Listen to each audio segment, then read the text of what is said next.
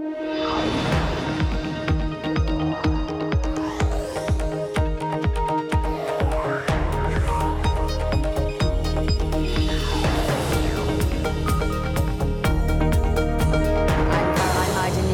for Emily Chang. This is Bloomberg Technology. Coming up in the next hour, tech tumbles. FANG stocks hit their lowest levels since late July. Is tech losing its shine? Plus, Microsoft CEO Satya Nadella joins the chorus for federal privacy regulation just days after Google became the latest to reveal a security flaw. Our exclusive interview is coming up. And cryptocurrencies have suffered amid the global equity rout. Now Coinbase is seeing a big drop in user volume. We'll look at what's ahead. But first to our top story. US stocks have seen their longest losing streak of Donald Trump's presidency. On Wednesday, we saw the FANG stocks hit their lowest levels since late July, falling as much as 4.1%. Investors, well, they're searching for answers. And the simplest one may be that tech as a whole just isn't that special anymore. Here to explain is Bloomberg's Sarah Ponczak. And this is as we look ahead to earnings in particular. Right. So if you think about earnings, this season, as we head in, tech as a sector is expected to have 90% earnings growth. Now, yes, 90% earnings growth is still great. I don't want to take anything away from that, but the S&P as a whole is expected to see earnings growth above 20%. So you can make the argument that maybe for once, this is the first time this has happened since 2014, tech just doesn't have as much luster heading into earnings season. Yeah, because everyone can suddenly bring out about 20% growth, right? Right. Everyone across the board. It's not just tech. They're not special anymore. Are they really growth? I'm looking actually at also, this is a sort of a question of whether the mighty fall. I'm looking at how much the beaten up stocks are actually those that have been the most in favor. If you type in GTV, you can check it out on the Bloomberg terminal. The past performance basically nowadays is no guarantee for future results. How much of it is it the best performers suddenly become the worst performers, Sarah? That is a lot of what we are seeing. If you look at Momentum, MTUM, that's the ETF that does track a version of Momentum, it had its worst day since the inception of the ETF yesterday. Wow. And that ETF does track the past winners over the past year. So you are seeing the big winners get sold. And if you think about this bull market, 4 of the top 5 names that really fueled the gains were Microsoft, Apple, Amazon, and Google parent Alphabet. Well, just as it happens, yesterday, they were the 4 biggest laggards as well. So you just see that direct opposite reaction there. And such an erosion of market capitalization. Let's get a perspective from the investor base now. Jones Trading Chief Market Strategist Michael O'Rourke is joining us. And Michael, is it now the time to actually start buying? Have we seen an erosion enough of the overall valuations that these companies start to look at a better time to get in? Now, I think this is only the beginning of the selling in the technology sector. It seems to me that the China hacking story that Bloomberg Businessweek broke last Thursday is where the sell-off in technology started, and obviously has gained momentum in the past throughout this week, as there was another report earlier this week that there was another instance of this espionage occurring in the technology supply chain. Interestingly, I was speaking to none other than the CEO of Microsoft, Satya Nadella, yesterday, who was discussing, Michael, how he feels that playing to that Business Week story that's starting to see hardware hacks as the key threat here. Take a listen. The next big security attack is not going to come from your conventional email being compromised or a computer endpoint. It's going to come from the HVAC system. So 9 billion microcontrollers are shipped in the world, and we really now have, with Azure Sphere, a silicon design as well as a security service and a secure operating system that help us ensure that all microcontrollers going forward can be secured. Michael, Amazon, Apple have been tainted by this story. Microsoft hasn't been, and they say, look, they see no vulnerabilities whatsoever. Instead, they're just shining a light on them. How much do you think these sorts of concerns about hardware attacks is going to double down on the trade tensions between the US and China? I think this is a major event. A month ago, or a month or so ago, there was a report that China might start toying with the technology supply chain as a negotiating tactic in this trade war. Now, at that point, they would have risked alienating the U.S. multinationals dealing in China. But again, they're trying to wage this trade war in an effective way. Now, when you have this hacking story, break and suddenly start gaining momentum, now you have to start thinking the whole entire technology supply chain has to be rethought. And when you think about globalization and China entering the WTO in 2001, U.S. multinational, the U.S. economy, we traded GDP growth, wages, jobs, in exchange for corporate profits and lower consumer prices as companies offshored. And that's a big shift here. And does that all have to be undone? It's way too early to tell, but it's a very big risk to corporate profits. Sarah, you're looking not only at the tech sector, but many sectors. How much are we already, in the pre-announcements we're hearing from certain companies, hearing that China and the trade tariffs are a problem? We are hearing some. So LVMH, we heard from earlier this week, them saying that China is cracking down on border policies, and they're really checking people who come into the country. So that ultimately sent fashion names like Tiffany, like the owner of Louis Vuitton, lower on the day. But we're also hearing that it's kind of leading to higher input costs as well. And we're seeing this start to crimp profit margins, and companies just can't keep up with it. So Fastenal, when they reported earnings, we heard it there as well. So we'll start hearing it even more when the banks kick off earnings tomorrow. Let's talk about earnings with you, Michael. How are you setting yourself up as we go into the earnings season? How is technology likely to outperform, underperform, or just about match? Well, I think this whole trade war story is much bigger. Obviously, the first half of the year, earnings and the tax cut were a big part of it. Obviously, the repatriation of the offshore cash that a lot of technology corporations have, and that's become old news at this point. So going forward here, everyone's going to be focused on how are these companies going to manage these tariffs, the supply chain issues, and we have an environment where we've gotten that one-time boost from the corporate tax cut. What's the outlook going forward? And as Sarah noted, we've already seen some weakness in other sectors, and that is going to be a source of concern for investors. Why do you think then, on a day like today, technology actually outperforms, Michael? Well, I think what you're seeing today, it's a perfect example. Technology and communications, which is obviously a lot of technology companies, they've been downside leaders in the past week, and they were the first group to get sold at the heart of this issue. Then the past few days, you've seen materials pre-announcements in the chemical sector. Their clients are industrials, so you've seen selling in those two groups. And now what you've seen, well, you actually saw a few days of strength in utilities and REITs because they don't really source or sell into China, and they were thought as a bit of a safe haven despite the rising rate environment. And now you're seeing people come back into those oversold groups, and they're selling other winners or other groups that are still up, whether it's financials or healthcare. You're just seeing a downward rotation in the stock market, which again, it shows investors are a little jittery, and after a huge bull market, they're looking to take some profits off the table. Great perspective, both from Michael O'Rourke of Jones Trading and Bloomberg's Sarah Ponczak. We thank you both for joining us. Now, the group behind matchmaking app Bumble is weighing an initial public offering in the US as part of its plan to become the world's biggest dating business. What a time to be thinking about it. This is all according to founder Andrei Andreev. Now, Andreev hopes that the initial public offering will help their firm overtake Tinder owner Match Group as the world's most valuable dating company. Coming up, Satya Nadella has joined the tech chorus for a federal privacy law. My exclusive interview with the Microsoft CEO is next. And if you like Bloomberg News, check us out on the radio, why don't you? You can listen on the Bloomberg app, Bloomberg.com, and in the US on Sirius XM. This is Bloomberg.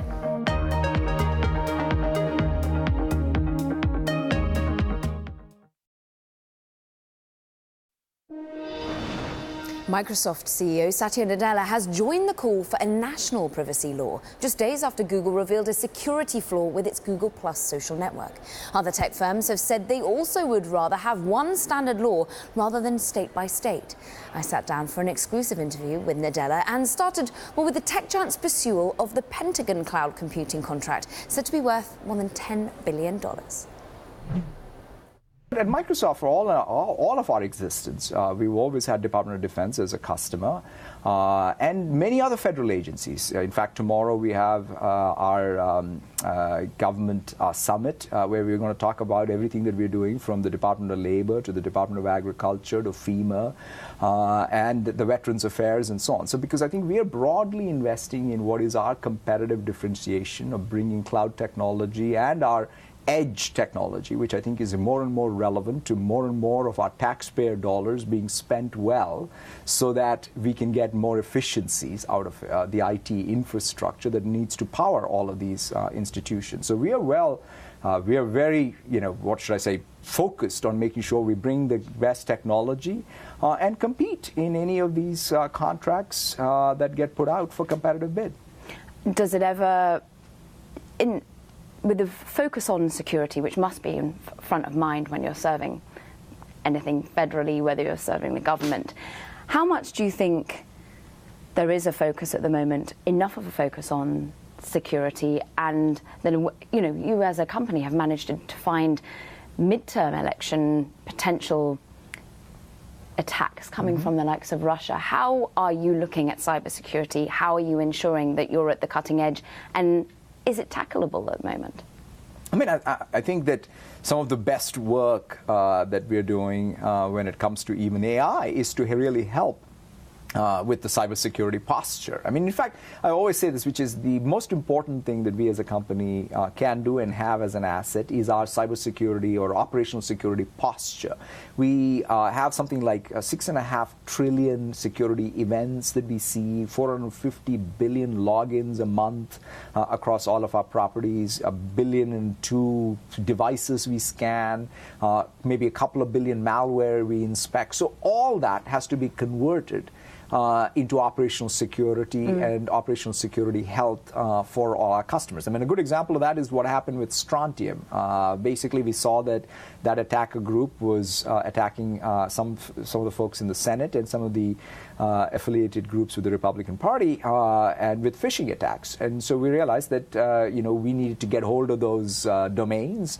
And this is where it's not just about the technology, but it's even the policy work we did and with working with the legal infrastructure to be able to transfer those domains and then sinkhole the traffic. And another example is, in fact, nowadays cyber criminals are being very precise, or should I say, targeting small businesses. And that's a big issue because consumers and small businesses suffer the most when it comes to cyber attacks. And this was a group called EarthSniff, or an attack called EarthSniff, which was attacking small businesses in Johnson City, Tennessee. And we were able to detect this and get rid of it on first sight, which is really one of the big challenges of AI. And so we're doing work there as well as in IoT, because the next big security attack is not going to come from your conventional email being compromised or a computer endpoint. It's going to come from the HVAC system. So 9 billion microcontrollers are shipped in the world, and we really now have with Azure Sphere a silicon design as well as a security service and a secure operating system that help us ensure that all microcontrollers going forward can be secured. Talking there about software issues and hardware issues and safety. We've of course seen a Bloomberg Businessweek piece which has looked about the concerns of supply chain strength. Is this something that you think is fully secure when you look at Microsoft and can be going forward when we have such strength of attacks, as you say, that you keep picking up on? Yeah, I mean, look, when it comes to operational security, including, I'll call it silicon supply chain or software supply chain, it's all about every day being in the gym and practicing. And in our case, in this particular incident, we're very confident that we have no exposure, but we've got a lot of people dedicated to it, a lot of technology dedicated to it, a lot of rigor and process dedicated to ensuring our supply chains, as I said, both silicon and software, to be secure. Wrapped up with the cybersecurity conversation is that of privacy. Do you think the legislative agenda is where it should be, regulation is where it needs to be when it comes to privacy of individuals' data and when it comes to the security of company data? I mean, it's a great set of questions, but we're already living in a world where, for example, I think the secular movement around individual data is that you should think of privacy as a human right, and GDPR out of Europe, in some sense, legislates that. And so we've done a lot of work implementing that in our products, and we have taken some of the rights from GDPR and made it available globally. And so I think that this is something that the United States will look at. I know California has looked at it.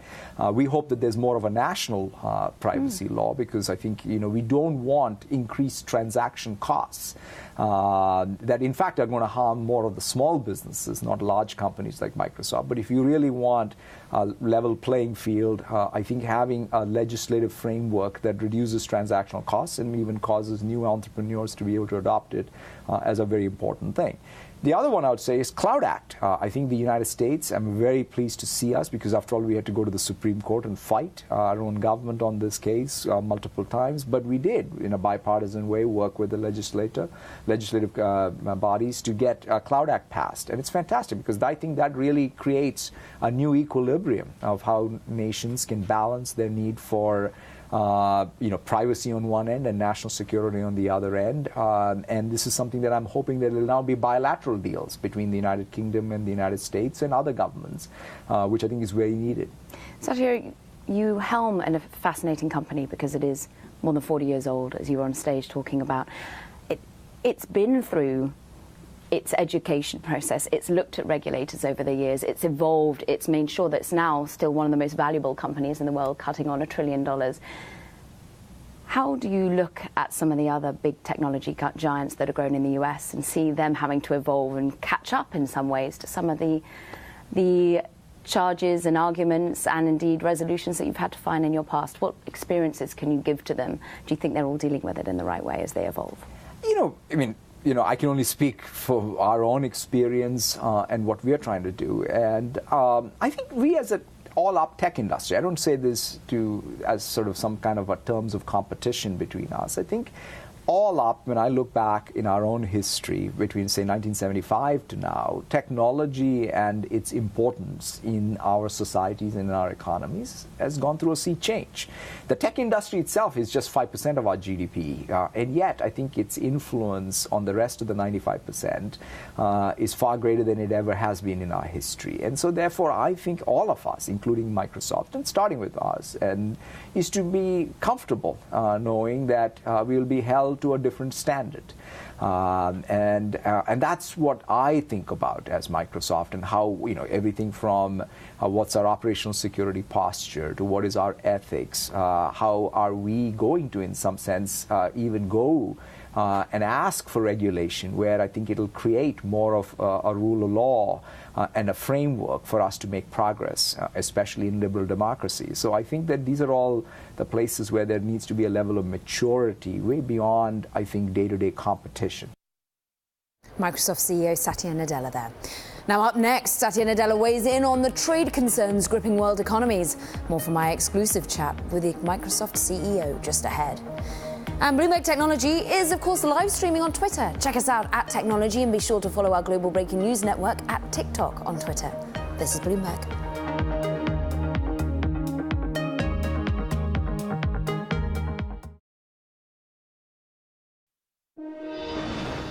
Now, as the trade conflict between the US and China deepens, Microsoft CEO has weighed in on, how the tariff war might impact his business. Here's more from my exclusive conversation with Satya Nadella.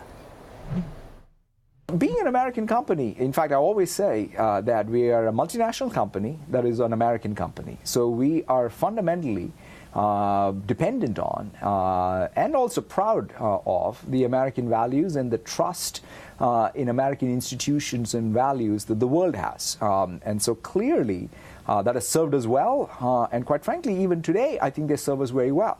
Because I think, our form of government, our form of democracy, with all of the debate we have, our ability to be able to set an example for what is a place where a lot of people of diverse backgrounds can come together, have a debate, and move and make progress, I think is what makes America unique. And us being born in that culture is what gives us credibility. And of course, we can't take any of this for granted, either as a nation or as a company, and we have to earn it every day. And somebody described trust is this formula, which is it's about having values that are consistently applied every day or over time, and that's what engenders trust. Are the trade tensions affecting your business, though, do you think?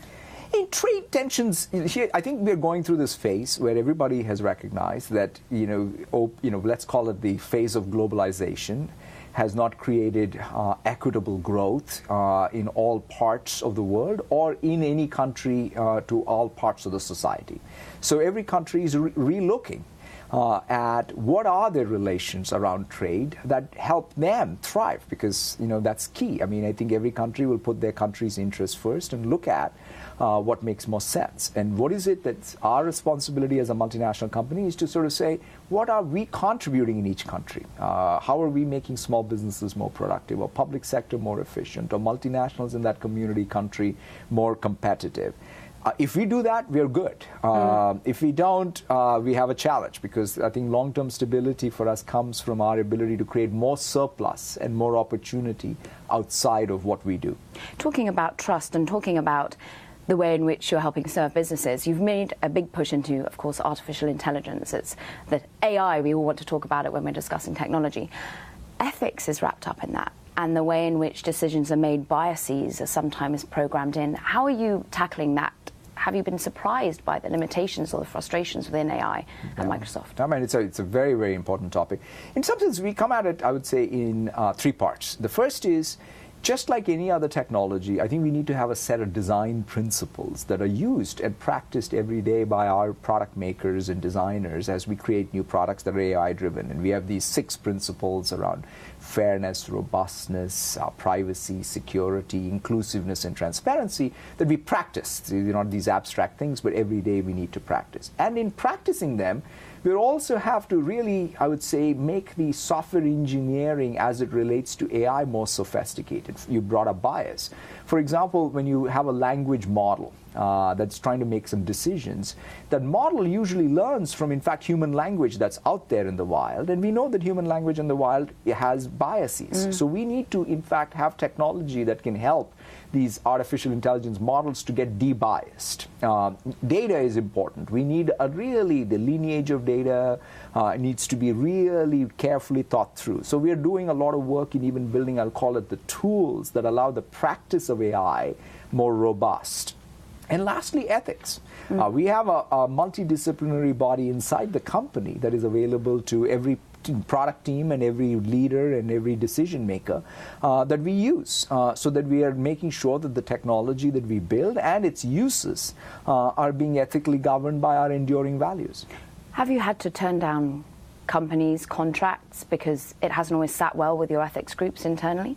Absolutely. I mean, there are times, in fact, even prior to AI, we've always sort of had these, principles. We've now perhaps gone a couple of steps further in having more of a process around it, where we are very, very clear that if there is any project that we get involved in that doesn't sit well with our values, we don't do them. And that's sort of as simple as that. My exclusive conversation with the Microsoft CEO, Satya Nadella there. Now coming up, trouble for Tencent continues. Asia's biggest stock has lost almost 20% in an unprecedented 10-day losing streak. Can it bounce back? We'll discuss next. And coming up later in the program, global hits crypto. This is Bloomberg.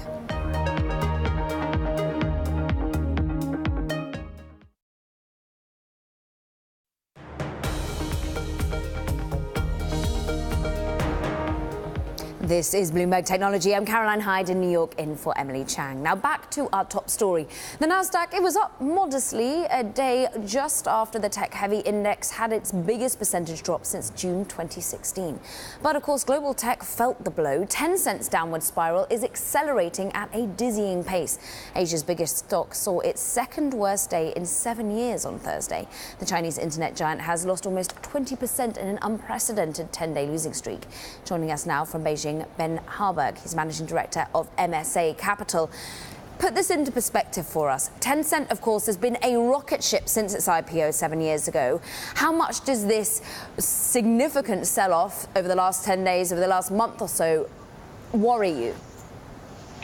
It's really worrisome. Tencent certainly has a hand in just about everything going on in China, from chat to e-commerce, mobility, you name it, AI. So for us, looking at where they are investing, the types of industries that are tied to the WeChat platform, and they're starting to see declining user numbers, losing that to other companies like Toutiao. I think it's an overall worrisome trend, at least in the short term here in China. This is a company that's trying to reorganize, Ben. It has been perhaps focusing a little bit more for different areas of the business, trying to diversify, particularly as we see regulatory hurdles being thrown at them by China, and particularly when it targets gaming, which is a big cash cow for the company. Are they making the right maneuvers to be able to support their profitability going forward? I think they are. So, a couple of the key restructuring items. The first was this new platform and content group. We kind of termed that the anti-Toutiao group. That's essentially them trying to unify their chat, short-form video, media, news, things like that are being eaten away by this new entrant into the market. The cloud computing division, or the cloud kind of services division, is a clear attempt to really try to counterbalance the impressive moves that Alibaba has made in that space. Their cloud computing at Tencent doubled in revenues in Q2, so that seems to be going in the right direction. And then this new push into kind of industrial and enterprise, smart industries, is really the largest and newest push. And this is to kind of unify traditional industries with a lot of the AI, big data, core components that that Tencent has always offered in its normal industries, kind of next generational industries, but now bringing them to traditional industries. I think that's a really critical component of this restructure. So, Ben, do you think the restructure will inherently work? Does it make it more of a buying opportunity? I'm bullish on Tencent, especially at these kind of prices. I mean, they've been trying to do very modest share buybacks, less than 0.2% of the total shares outstanding. They've got their lowest PE multiple, 25x or so, over the last almost 5-6 years now. It's really low today as an overall share price, but they've got a lot of gems still in their basket. They've got a lot of great investments in companies like Pinduoduo, Meituan, global groups in the ride-sharing, entertainment, and now even in financial services spaces. And now they're just starting to grow into other capacities. Their battle with Tencent rages on in the fintech space. They're bringing their platform to existing traditional industries like retail with their investments into Wanda Commercial. So I think that today's price is not representative of where this company can go. But looking at today's prices, when I'm looking at the Bloomberg, it's trading at 27 times future earnings, 27 times current earnings. That is still more expensive than Facebook. That's still more expensive on a multiple basis than Alibaba. Why wouldn't you just go into Alibaba, indeed, if it seems like a cheaper stock? Alibaba is still far less of a diversified platform today than Tencent. Still, Alibaba very much retail and then ancillary streams around that, so payments, logistics, and other services. Tencent have a hugely diversified portfolio that spans gaming, entertainment, transportation, the omni-channel and omnipresent network of WeChat, which is essentially the main port of call for China's 800 or so million internet users. And so, as a diversified platform, I think today it's still difficult to compare it on a strictly kind of PE ratio perspective against a Tencent, against a Facebook or an Alibaba. Particularly Facebook, I think, which is really dependent today still on advertisements, and has actually shown to be, I think, a lot less innovative than Tencent. Tencent has been great, really, about reinventing itself, not being afraid of cannibalizing its own business, and investing into sectors where it doesn't necessarily have existing synergies today, but where the platform can grow and expand and potentially rescue the business should certain elements of it, even things like gaming, start to reduce in terms of their overall contributions to revenue. Ben, a lot of this erosion in value has been spurred on by concerns about the regulatory implications of China. How much is that tainting technology as a sector over in the country? We've had a difficult period over the last months. Certainly, there's a high incidence of internet addiction. The Chinese government reports about 23 million internet addicts. We also have, had instances of, predatory peer-to-peer lending platforms. There's a lot of work that the Chinese government needs to do today to continue to regulate these rapidly advancing and rapidly changing industries that would be difficult for any government to keep up with from a regulatory perspective. So I think we'll continue to see a lot of involvement from the government in a lot of these new and emerging industries. Yeah. They've benefited historically from being under-regulated, and so I think it will be a trend that will continue. Ben Harburg putting it all in perspective for us, MSA Capital Managing Partner. We thank you very much for joining us. Now, Tesla and the SEC have put aside an insulting tweet by Elon Musk. On Thursday, they asked a federal judge to accept a settlement of the fraud suit against the electric car maker and its controversial CEO. Musk later insulted the agency on Twitter. Tesla and Musk have agreed to pay $40 million to settle claims that he misled the public by tweeting about a plan to take the company private. Musk will also step down as chairman. Coming up next, crypto's rough year is taking its toll on one of the world's largest digital currency exchanges. Just what has happened to Coinbase? We discuss. And Facebook purging the social network is still trying to weed out political bad actors on its platform. Can they keep the election manipulators at bay? This is Bloomberg.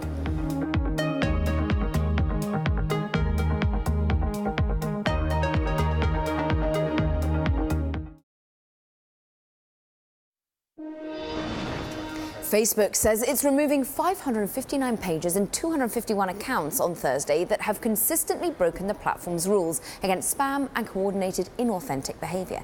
Now, this comes right before the US midterm elections, of course. For more on the story, let's bring in Bloomberg Technology Sarah Fryer, who covers the social network. So what exactly were these pages trying to do, Sarah? So this is different than the kind of interference in our politics that we've heard Russia and Iran coordinating. This is actually people in the U.S., these domestic accounts, that have been trying to use incendiary, shocking political news to get people to click onto their sites and into the ads that they're trying to run. So it's really more of a financial operation to try to make sure that they can hook people the same way they do with, like, health news that's a little scary or celebrity news that's a little shocking. Now politics is so much in the same category of things people click on that it's become a target for spammers. Do we have any idea whether these tactics are very different from those deployed by Russia or indeed Iran, as you talk about? Do they also do it for financial gain in some way? Well, I think in the cases of Russia and Iran, they're trying to run a misinformation campaign. They were actually coordinating real-world events that people showed up to protest. They wanted to cause some chaos in the United States. This is different in that they're trying to cause just popular websites. I mean, this kind of political news, the clickbait, the stuff that people want to read, whether or not it's true, is stuff that can be quite lucrative to run on your website. And I should note that fake news is not against Facebook's rules. You can spread misinformation on Facebook, and it's totally fine. They're trying to tamp down on it a little bit, but it's not against their policy. What is against their policy is running accounts with inauthentic names, multiple people having the same count in the name. That sort of fakeness and that is what is at the heart of what Facebook wants to delete, and that is a similarity across what Russia did, Iran did, and what these domestic actors are doing. They're creating accounts of people to drum up buzz about political news, even though those people don't exist. 251 accounts is a lot. Do they take them all down at exactly the same time? Do they do this sporadically and announce it all in one go? Well, you have to imagine that Facebook can see this traffic and see who's popular. And they probably knew for a while what was going on before they decided to take action on it. I think there's a little bit more pressure on them right now to try to do all that they can ahead of the midterm elections. That was something that they cited in their blog post. We're very close to the elections now, so this kind of content, even if it doesn't have an exact political agenda except to shock and surprise people and get them to click, that can still be very damaging to the collective knowledge of the electorate ahead of an important election. And so they're trying to really be sensitive to that now, even if in the past it might have seemed sort of harmless. Midterms are a key thing for them, I'm sure. Bloomberg Technology's Sarah Fryer, we thank you for that story. In the meantime, shares of Square continued their plunge Thursday, sliding as much as 16% after word that CFO, also called Sarah Fryer, is leaving to become CEO of neighborhood social network Nextdoor. Our analyst said that Fryer's leadership was more instrumental to Square's growth than that of CEO Jack Dorsey. She helped lead Square through its IPO back in 2015. Now, let's shift gears to cryptocurrencies now. With no safe haven, of course, at the moment, amid the global equity sell-off. Bitcoin continued its rough year, falling as much as 7% on Thursday. Meanwhile, rival coins, or just other coins, Ether, XRP, which is, of course, linked to Ripple, and Litecoin, saw drops as much as 11 to 13%. All of this on the same day as, get this, economist Nouriel Roubini told the Senate Banking Committee, "I told you so." Crypto is the mother or father of all scams and bubbles, a bubble that has finally gone bust this year. Second, blockchain is the most overhyped technology ever and is no better than a glorified database.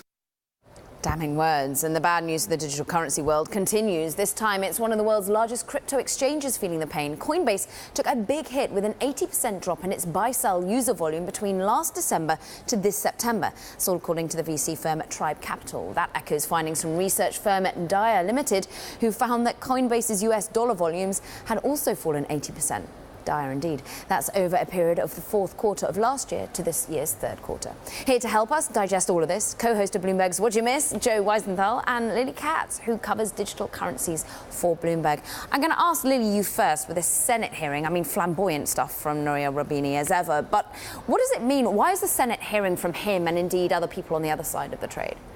Yeah, the hearing kind of reminded me of that hearing with Mark Zuckerberg when he was testifying when all the Cambridge Analytica stuff was happening. And I say that because what I learned from it was that a lot of the senators that were asking questions still have these very basic questions around cryptocurrencies. And we've seen this before in past hearings, but it's becoming more and more clear that, our government doesn't maybe fully understand cryptocurrencies and what blockchain technology actually is. And there was one point in the hearing where, so it was Nouriel Roubini versus a gentleman from the Coin Center, which is a crypto lobbying firm in D.C. Peter Van Valkenburg. Yes, and he started to get a little bit technical, and I think one of the senators kind of redirected the question, sort of pushing him to give it a more simple answer, and it was clear that he didn't quite understand it. Sometimes it's the way to try and get to the bottom of whether someone really understands something is make it more basic. What do you make of Nouriel Roubini grandstanding here, Joe? I've been really entertained by Nouriel Roubini's tirades, both in the hearing, but also on Twitter the last few days. He is really going to town. And the funny thing is, if you read his tweets in a certain light, he actually kind of sounds like a really hardcore Bitcoin maximalist, because he slams altcoins and he uses a pejorative to describe them that we can't say on air, but that Bitcoin people like to say. And he slams Ethereum, and he slams Vitalik for being a dictator of Ethereum, and he slammed blockchain technology. And so it's almost like he says all the things that the really hardcore Bitcoin tribe likes to say, except he doesn't say anything good about Bitcoin. But I've just been really amused at how much actual overlap there is between him and the most hardcore faction of the crypto world. And talking about overlap or lack thereof, what about the actual asset class as it stands right now? Because interestingly, you would have thought it might be an uncorrelated asset, and it's not when it comes to equities. Yeah, cryptocurrency is getting absolutely clobbered again today. It's hard to always, crypto falls, they fall plunge 10% frequently, so who knows? But the way I think about correlation is, in a panic, what do? You worry about your bills coming up at the end of the month, and you raise money in the currency that your bills are denominated in. So if you're in the U.S., you're I need some dollars. No one has bills denominated in cryptocurrencies that I've ever heard of, maybe some miners or something I just got pitched by a company that's saying that it's got loads of future rentals on in crypto at the moment. But by and large, crypto is a very good thing to sell if you need dollars. And so when you get volatility, you sell everything, but besides the currency you need. Talking about buying and selling, well, you would have thought that'd be music to something like the exchanges, Coinbase's ears. But it seems as though, Lily, Coinbase at the moment, one of the biggest exchanges, if not the biggest, has actually seen a real plunge in users. Yeah, they've seen an 80% plunge in active users. I mean, it's not that surprising if you think about it, because prices in cryptocurrencies have dropped substantially. But if you're trying to run a business, it's not exactly great. So I think, one thing that they are probably going to have to do is figure out how to sort of diversify their business. But that's trying to, right? Well, that's also interesting. It's because they kind of have been trying to do that, right? They've introduced all these new products over the last year, and they've been doing this big institutional push. And there was a story out today saying that they're shutting down their index fund product because they weren't getting enough institutional interest. And we also just learned, I think this week, that Adam White, who was a key executive, he was their fifth employee at the company, and he was very important in their institutional push. He is leaving. What do you think that says, Joe? Because we've spoken to big players. There are some big players, like the former Fortress fund manager who's now gone hook, line and sinker into the crypto space. But are institutions really getting into it at the pace we expected? I don't know. It's really hard to say because there have been a number of announcements this year that I think if we had got these in 2017, people were like, oh, this is incredible. Like, for example, the Yale endowment allocating a little bit of money to a crypto hedge fund. It's a tiny amount. It's not the type that moves the needle. But I feel like these stories would have got people so excited last year. But on the other hand, perhaps so much of the hype last year was about front-running what we've seen this year. So maybe it's all, as they say, like priced in or old news. Like, this is what was expected. So the fact that some of this is actually happening, that's not new. There needs to be some new catalyst beyond just the fact that these institutions continue to take marginal steps into the space. Do we know who's really hurting right now? Because what interests me, and Joe and I were talking about it once, is that those that have really hurt by the recent sink-off, particularly in Ethereum and Ether, are those that raised money in ICOs. They've been sitting on this money and didn't turn it back into fiat money. Do we know who's... The hodlers, the people who've been holding the cryptocurrency, and a lot of the... Who are they? Do we know? Of course, well, there are lots of different types of people, but one, I would say, is the crypto hedge funds. There have been like hundreds of these crypto hedge funds that have emerged over the last year, and they sort of went into this new asset class full force, and they're seeing returns plummet. Fascinating. We'll have to keep a track on them and see what their viewpoint is.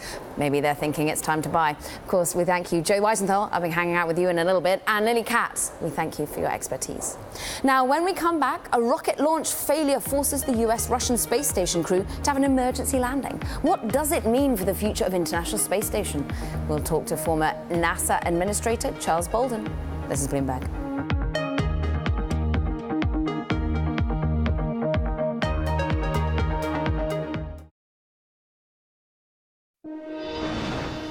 This is Bloomberg Technology. I'm Caroline Hyde in New York. Now, the Soyuz MS-10 spacecraft launched from Kazakhstan to the International Space Station, carrying out an astronaut, Nick Hague, and Russian cosmonaut, Alexei Ovchinin. During the launch, there was an anomaly with the booster and the launch ascent was aborted. What happened next was a ballistic emergency landing of the spacecraft. Joining us on the phone from Switzerland to discuss is a former NASA administrator and retired astronaut, Charles Bolden, to talk us through just how rare this is an occurrence, and certainly for everyone to survive it. Caroline, it's a very rare occurrence. We've only had, to my knowledge, one other abort of Soyuz spacecraft, and that was quite a while ago when one of the cosmonauts with whom I trained, Vladimir Titov, was actually ejected from the launch pad after a fire on the launch pad. But the Soyuz and its launch vehicles have been very reliable spacecraft up until now. Does it set back the voyages into space? Will it make them give food for thought? How does it affect the space station, do you think?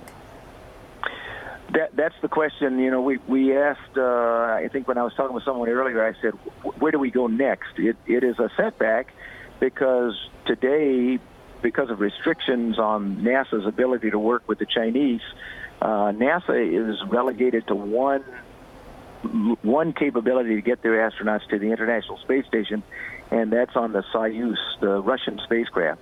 A year from now, if all goes well, we'll be back to normal and we'll be able to utilize either the Boeing Starliner or the SpaceX Crew Dragon to launch crews from the Space Coast, from the Cape Canaveral Kennedy Space Center area. But that's like an eternity away right now because of the failure today.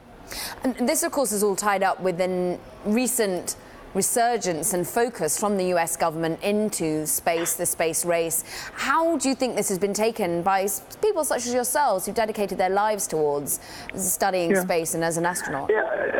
Let me try to correct one thing. I will take issue on with you on one thing. There is no resurgence in the interest in space, particularly human spaceflight. What we're doing right now is a continuation of what has been going on for a number of administrations. And you know, the decision to move away from shuttle and to rely on Soyuz as an interim measure until the United States had its own capability again was one that I agreed with and was very important. But the problem arose when we found out how difficult it is to get things and people ready to go to space. So, you know, we're in a position that we were hoping we would not be in, but we'll get out of this because we've thought about it very, very long and hard. Charles, how much do you think government funding and focus is necessary at the moment when we seem to have so many private sector billionaires, for want of a better expression, really focusing on this area as well, even though theirs might be in general to raise money or indeed for space travel rather than investigation? Well, given the dreams of all the what I call commercial ideologues, there is one customer today for human spaceflight, and that's the U.S. government. That's NASA and our international partners. There will hopefully become a time when we'll be able to have a viable commercial capability for putting humans into space. But realistically speaking, that day is not now. We thank you for your expertise and indeed your past experience. NASA Administrator and astronaut Charles Bolden, we thank you for joining. Now that does it for this edition of Bloomberg Technology. I'm Caroline Hyde, and this is Bloomberg.